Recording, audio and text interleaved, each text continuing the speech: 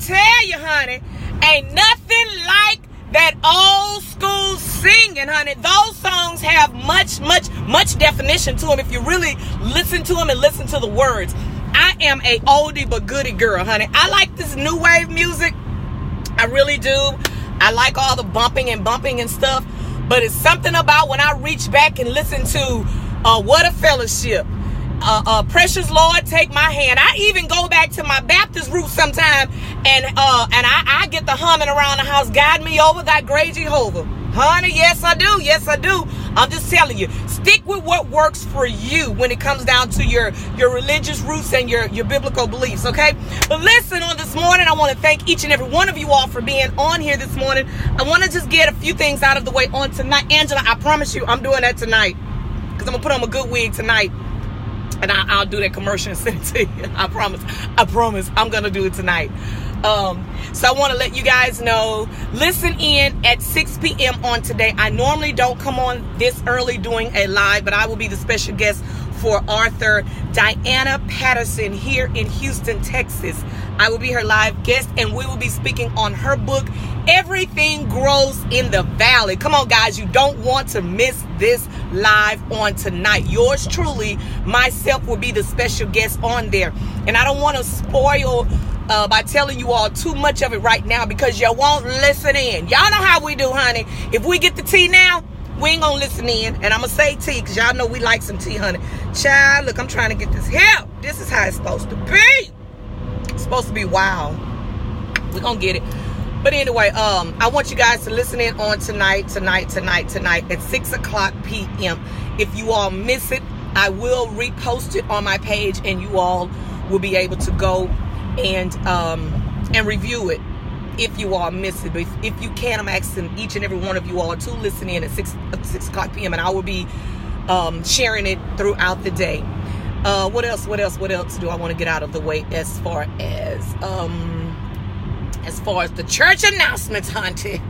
I think that's about it. But I do want to talk to you all this morning. Y'all see this car in my back, in my review? I said if I slam on my brakes and he's slamming the back of me, I bet he ain't got nobody's insurance. None whatsoever. You should have left early enough to get to work, partner. And then got paper plates on the back here. Okay, your income tax car. Now let me stop. I mean, I'm serious, but you know. Let me stop being petty Betty this morning because I came to encourage, empower, and inspire, and that's what I'm going to do.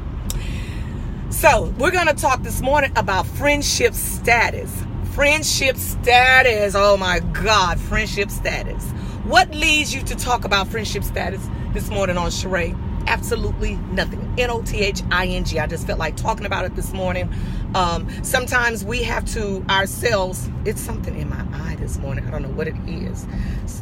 I keep messing with it, honey. This eyelash gonna come off and I ain't got no bonding glue to put it back on with or no type of glue, child. But we're gonna leave it like this.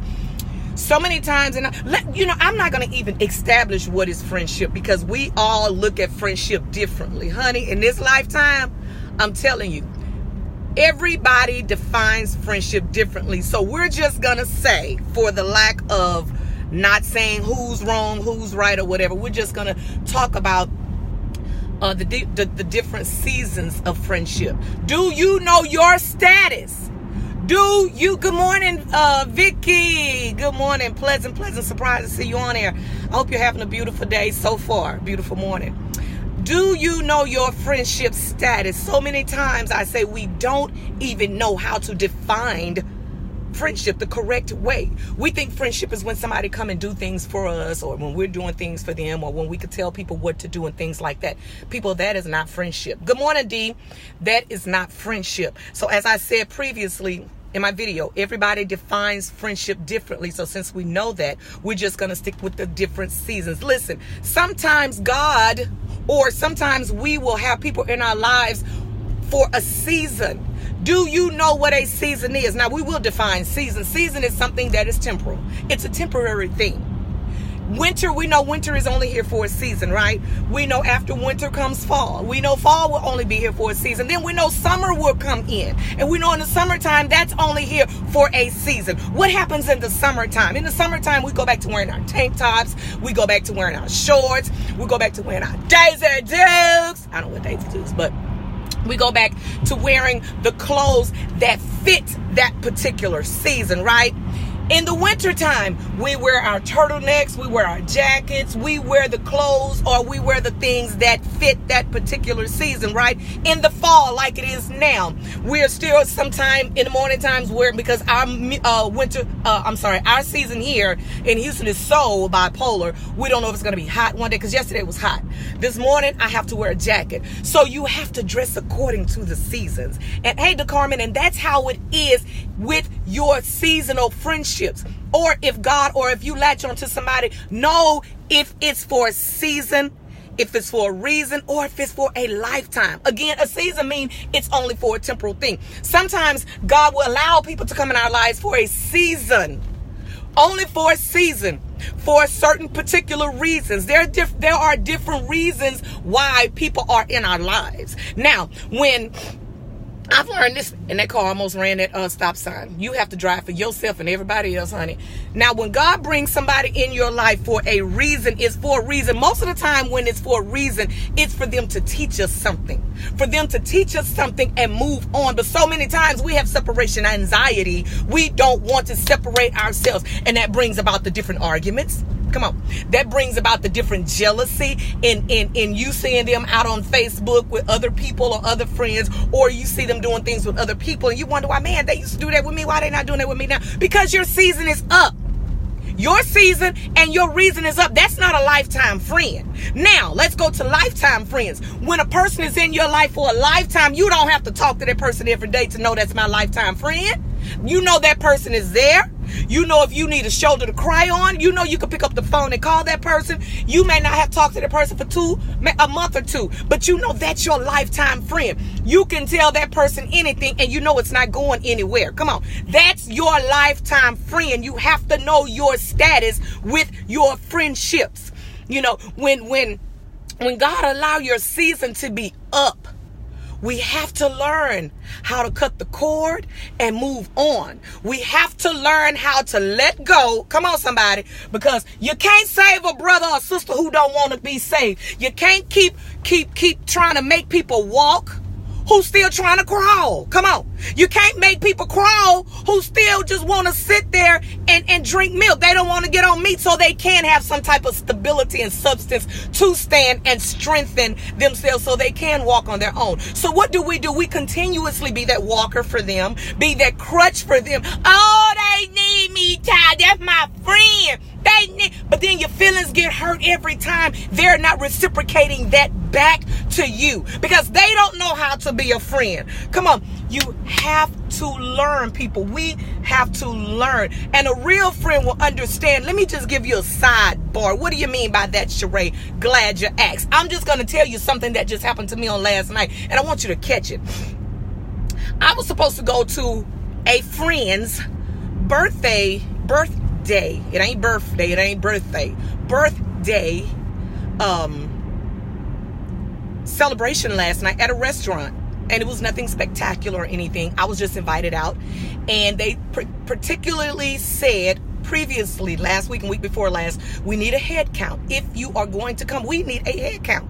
So I put in that I was going on the Facebook thing and we were texting back and forth. Yes, I'm going to be there. I'm going to be there because this is my friend and I want to show appreciation toward my friend. I want to show that I am celebrating with you. I'm thanking God that God has given you another year because you are my friend. Stay with me. Now, a friend will understand this if you are in the Houston area. Come on. You know how it was raining cats and dogs last night. It rained all day yesterday. From the time I went to therapy yesterday morning for rehab, I went to work. It rained on me. I went home yesterday evening. It rained on me. And when I thought to get myself together to get dressed to come, I text this person. I said, you know what? This rain is too bad. I cannot drive in this rain. I'm not going to drive in the rain because I don't do rain well. You know what my friend said back to me? I understand. My friend didn't say, it's my birthday, you ought to. See, a real friend will understand. A real friend would think of your safety first before they think of it's my birthday. Come on, somebody. You have to understand where your status lies with your friends. You have to understand the status first. You know, I have another friend I was talking to. I was telling, they was telling me, Sheree, you don't do this and that with us anymore. I said, baby, let me tell you, I'll be 49 in July. I can't do those things that I used to do anymore. And sometimes even in friendship, you're still friends with people, but the things that you used to do, you just cannot do anymore. Not because they're a bad people, not because they are a bad person. You just don't do it anymore. Come on. I used to get off of work and go do happy hour 3 or 4 days a week. Get home 10, 11 o'clock at night. And when I say happy hour, I ain't talking about drinking all the time. Sometimes it's just 50-cent wings. Just sitting around for conversation and sitting around just in the midst of my friends. When I was younger, when I worked over at Forest Brook, honey, in North Forest, this is what we would do. We would get off of work and we would go. I was younger then. We're talking about just 5-6 years ago. I can do those things. My energy level was up more. I can get up the next morning and still be productive. But as the older I get, come on, a few years from hitting 50, I can't do that every day anymore. Honey, these steps is getting a little bit shorter. My breathing pattern ain't like it used to be, honey. I got to stop and take breathing treatment sometime, if you know what I'm talking about in the midst of you. I know. That's a little humor, But I'm just saying, I can't go like I used to anymore. I do the things that I need to do in order to get me to the next level. In this season, I'm trying to do what I have to do. In this season, I'm trying to do the things that God has given me to do. All the assignments God has given me to do. I have the energy to do that. I don't have the energy to go out to happy hour and all this stuff anymore. Am I saying there's anything wrong with it? Absolutely not. Let's be clear. No, I am not. Because I may get a wild hair up my butt next week and want to go. I'm just saying, it depends on how this Geritol doing me, But I'm just saying, we have to learn and understand, and we have to learn how to pick and choose. Pick and choose your battles. Is it worth me going out to my friend's party or whatever when it's raining cats and dogs, and risking of not me being careful, but someone else not being careful and colliding into me? Think of those things, So I'm just saying, those were just a few examples. And this bus get my doggone parking spot every freaking morning. Get my parking spot every freaking morning. Y'all think I should say something? Partner. And y'all see this? Look at this. Y'all see this car right here? They not watching. I was watching. Ooh, they got my parking spot. Ooh, they got my parking spot. Ooh, I've been illegally parked. I know my principal gonna probably come out and tell me to move my truck later on, but that'll be okay too. But I'm just saying, know your friendship status. Know what it is. What you need to do in order to keep a friend. Come on. Some people don't even know how to keep a friend. If you have a real friend, come on. I'm going to say again, if you have a real friend, and if you know you have a real friend, learn how to be. If you are being a real friend to that person, continue to be a real friend to that person. Continue to do the things that you know you need to do to be a friend to that person. Continue to keep that person's secrets. Continue to be there for that person when that person calls you. Continue to not talk that person's business. Continue to do the things that you have been doing in order to be that good friend. I didn't come on here to fuss this morning, child. I don't do none of that, honey. My season for fussing is over. O-V-E-R. It is over. But I want you all to have a blessed morning. Please like, share, and tag this video. I'm pretty sure y'all know somebody who needs to know their friendship status. Okay, I'm going to read each and every one of y'all's comments when I get in. I'm eating tuna fish today for lunch.